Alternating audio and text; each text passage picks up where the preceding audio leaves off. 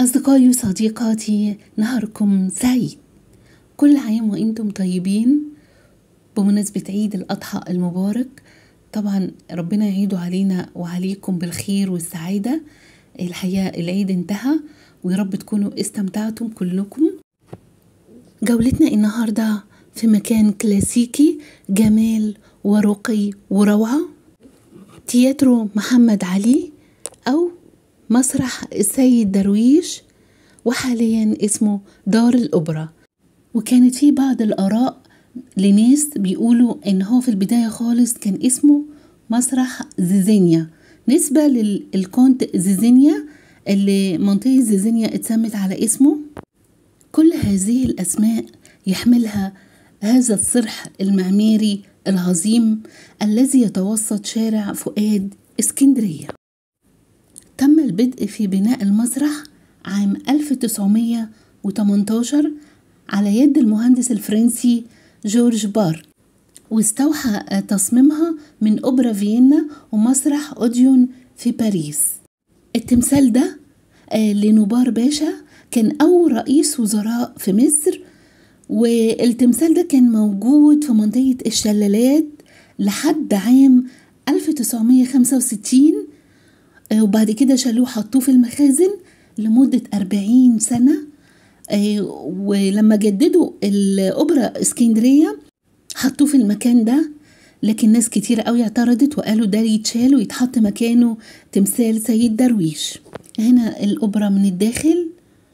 على فكرة يعني أنا استأذنت علشان أصور لأنه ممنوع التصوير، فأنا خدت بعض اللقطات علشان برضو نشوف الأوبرا من جوه. عايزة أقول لكم بقى تم افتتاح الأوبرا عام 1921 باسم تياترو محمد علي في عهد الملك فؤاد، وفي عام 1962 تم إطلاق اسم الموسيقار السكندري سيد درويش وبقى مسرح سيد درويش. وفي عام 2000 تم إدراج الأوبرا تحت قائمة التراث المصري، وبعد كده اتجددت ليفتحوها من جديد في عام 2004 بحضور الرئيس الراحل محمد حسني مبارك. طبعا شايفين قد ايه المكان عظيم جدا وراقي.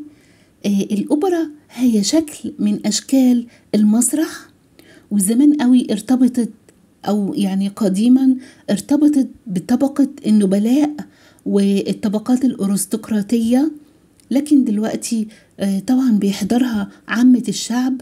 دي مجموعة للصور كانت بتقام الحفلات بتاعتها في اسكندرية في دار الأوبرا. للأوبرا في أصول للإتيكيت، تعالوا كده نعرف حاجات منها. أول حاجة، ما ينفعش إن احنا نروح الأوبرا بدون حجز مسبقا، علشان ممكن ما نلاقيش حجز ويروح علينا العرض، والأفضل إننا نحجز قبلها ب10 أيام علشان يكون في فرصة لاختيار المقعد اللي احنا بنفضله. تاني حاجة، احترام موعد العرض، لأن لو اتأخرنا ممكن يسبب بعض الفوضى واحنا بندور على مكاننا، فيجب الذهاب قبل العرض بربع ساعة. تالت حاجة، يجب ارتداء الملابس الرسمية للأوبرا. دي قواعد لازم نلتزم بيها، زي مثلا الرجالة لازم تلبس بدلة رسمية والسيدات تلبس فستان. ما ينفعش أبدا إن احنا نروح الأوبرا ونلبس مثلا أحذية رياضية، أو نلبس جينز، أو مثلا نلبس شورت، أو تلبسوا مثلا السيدات تلبس ألوان فاقعة قوي ورود وحاجات كده. رابع حاجة كمان، ما ينفعش اصطحاب الأطفال، لأن عروض الأوبرا لا تتناسب مع الأطفال، لأن صعب جدا إن احنا نقدر نظبط طفل وقت طويل، وكمان الأطفال بيعملوا أصوات ممكن تزعج الحاضرين والفنانين. مهم جدا إغلاق التليفون المحمول خلال العرض. مش من اللائق إننا نعمل محادثة تليفونية أو يرن التليفون ونعمل إزعاج لكل اللي حوالينا.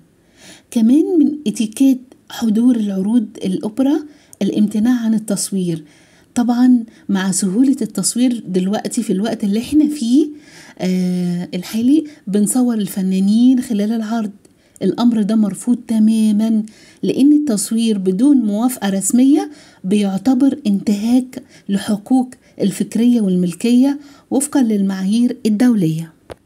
لازم نعرف وناخد بالنا قوي إن التصفيق هي أداة تعبيرية عن الشكر والثناء، أو تعبير عن جمال العرض أو التشجيع.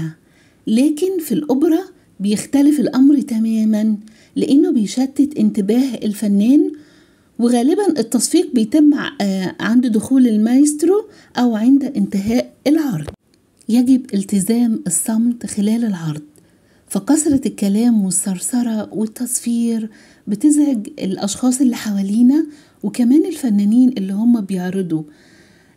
المفروض الكلام بيكون في الاستراحة أو في نهاية العرض. احنا رايحين نستمتع بوقت جميل وفنانين حلوين جدا وفي مكان ليه عظمته واحترامه.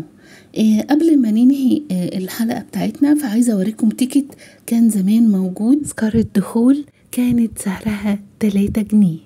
عايزة أقول لكم إن طول السنة بيكون في عروض حلوة جدا في الأوبرا، سواء في الشتاء أو في الصيف. العروض دايما شغالة كل شهر، وبشكركم شكرا جزيلا، وإلى اللقاء في حلقة جديدة.